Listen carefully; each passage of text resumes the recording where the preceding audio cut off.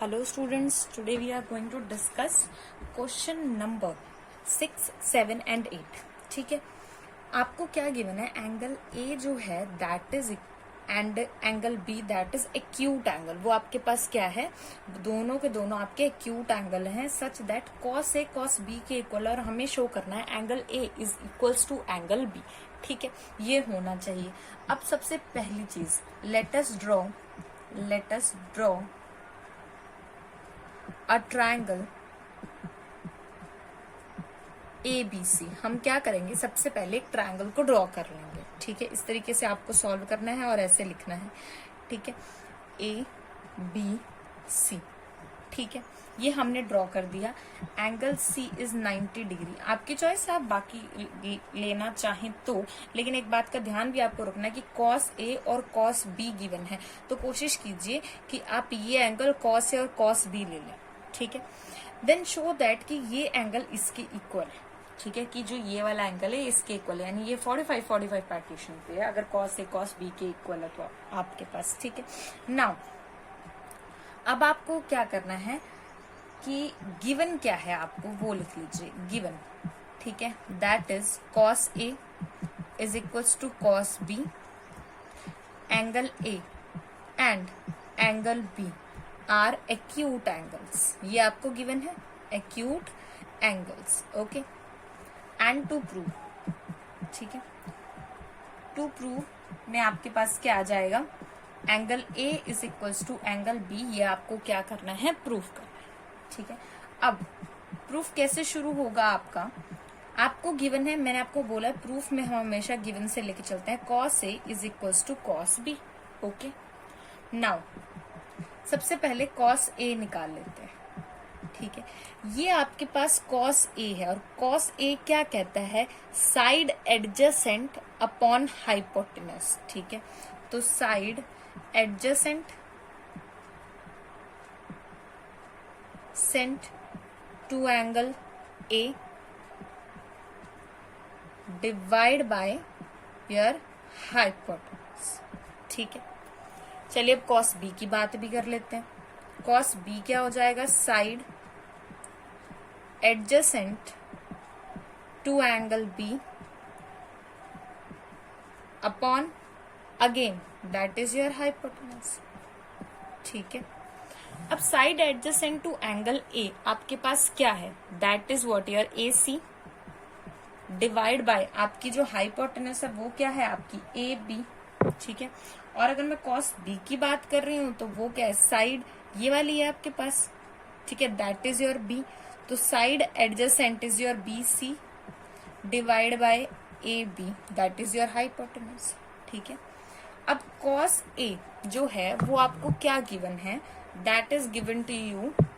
एक सेकेंड, अब इसको रब कर देती हूँ मैं. होप सो ये आपने नोट डाउन कर लिया होगा, अदरवाइज आप रिमूव करके भी देख सकते, सॉरी रिवर्स करके भी देख सकते हैं वीडियो. ठीक है, आफ्टर दैट आपको गिवन था cos A is equals to cos B. अब cos A आपके पास AC by AB, cos B आपके पास BC by AB. Okay, it means AC is equals to BC. Right, equation first. Now angle, ये आपने पढ़ा हुआ है result, angle opposite to equal sides of triangle are equal. ठीक है, वो आपके पास क्या होते हैं? इक्वल. इस बात का मीनिंग है कि अगर आपकी दो साइड्स इक्वल हैं तो इन दोनों साइड्स के कॉरस्पॉन्डिंग जो एंगल बन रहे हैं वो आपस में क्या होंगे? इक्वल होंगे. ठीक है, और वो एंगल कौन से होंगे? A और B. देखिए C कॉमन है इसके अंदर. So from first we have angle A is equals to angle B. Acute क्यों बोला गया? ऑब्वियसली 90 से कम ही होंगे ना, क्योंकि अगर 90 ज्यादा हो जाएंगे तो ट्रायंगल्स के जो तीनों एंगल्स हैं उनका सम 180 डिग्री जो है वो कैसे होगा? तो angle A is equals to angle B. Hence proved. Hence proved. यहां से ये क्या हो गया आपके पास? प्रूव हो गया. ठीक है, तो इस तरीके से इस क्वेश्चन को आपको सॉल्व करना है. After that let us talk about your question number 7. So question number 7 में आपको क्या कहा गया है कि अगर कॉट थीटा आपके पास 7/8 है देन इवेल्युएट। ठीक है, अब कॉट थीटा सॉल्यूशन, अब मैं आपको इसके दो मेथड बता देती हूँ। एक तो आपको पता ही है, अगर कॉट थीटा आपको गिवन है तो आप साइन थीटा निकाल लीजिए, कॉस थीटा निकाल लीजिए और इक्वेशन में पुट कर दीजिए। ठीक है, वो क्या हो जाएगा, ये आपको कॉट स्क्वायर निकालना है यहाँ पे। ठीक है, कि अगर ये आपका राइट एंगल ट्रायंगल है, ठीक है, this one is your right angle triangle, तो 7, 8। ठीक है, और आप ये वाली साइड जब निकालेंगे तो ये कितना हो जाएगा 64 और ये हो जाएगा आपका 49, right, and it will be 1, ये हो जाएगा आपका 3, तो ये हो जाएगा आपका √130। ठीक है, तो यहां से आप साइन थीटा निकाल सकते हैं और ये आपका है थीटा। ठीक है, साइन थीटा निकाल सकते हैं और उसके बाद आप कॉस थीटा निकाल सकते हैं और डायरेक्टली पुट कर सकते हैं। ठीक है, अब इसके अलावा जो सेकंड मेथड मैं आपको बता रही हूँ उससे आपके क्वेश्चन कैसे इजीली निकल सकते हैं। जैसे फर्स्ट है आपके पास 1 + साइन थीटा 1 - साइन थीटा। अब इसमें मैं आपको यूज करके दिखा देती हूँ कि आपकी आइडेंटिटीज जो है वो यूज की जा सकती हैं, जो मैं आपको ऑलरेडी बता चुकी हूँ। ठीक है, हाउ, वो किस तरीके से यूज की जा सकती हैं। You know that by applying, आप यहाँ क्या लिखेंगे, बाय अप्लाइंग कौन सा फॉर्मूला, जनरल जो आप लगाते हैं, a - b a + b which is equal to a² - b²। अब यहाँ पे आपको गिवन है 1 + साइन थीटा 1 - साइन थीटा, तो ये क्या हो जाएगा 1² - साइन² थीटा, और नीचे क्या हो जाएगा 1² - cos² थीटा। ये बन गए आपके पास। उसके बाद आपको पता है कि साइन² थीटा + cos² थीटा, इसकी वैल्यू क्या होती है 1। तो जो आपके पास 1 - अब 1 का स्क्वायर तो 1 ही रहेगा, ये हो जाएगा 1 - साइन² थीटा और ये हो जाएगा 1 - cos² theta, right. Okay, after that जो 1 - साइन² थीटा है, यहाँ देखिए cos² थीटा क्या है 1 - साइन² थीटा, और साइन² थीटा आपके पास क्या है 1 - cos² थीटा।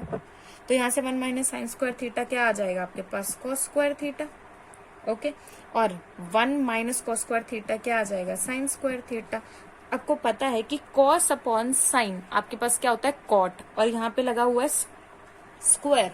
ठीक है, तो ये हो जाएगा आपका cot² थीटा। अब कॉट कितना गिवन है 7/8, उसका स्क्वायर कितना हो जाएगा 49/64, and this one is your answer.